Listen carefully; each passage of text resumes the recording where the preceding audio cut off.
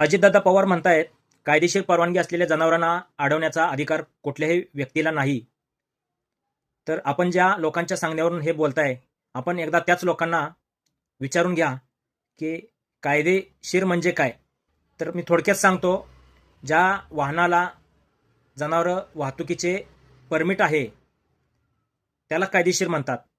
जे जनावर एका ठिकाणाहून दुसऱ्या ठिकाणी जात असताना तेथील पशुवैद्यकीय अधिकाऱ्याचे स्वास्थ्य प्रमाणपत्र व वाहतूक प्रमाणपत्र सोबत आहे, त्याला कायदेशीर म्हणतात. ज्या जनावरांच्या गाडीला 6 जनावरं घालायची परवानगी आहे, त्या ठिकाणी 10, 12, 20, 25 जनावरं घातली जातात, हे बेकायदेशीर आहे. तर तुम्ही कायदेशीर बेकायदेशीर यातला फरक समजून घ्या.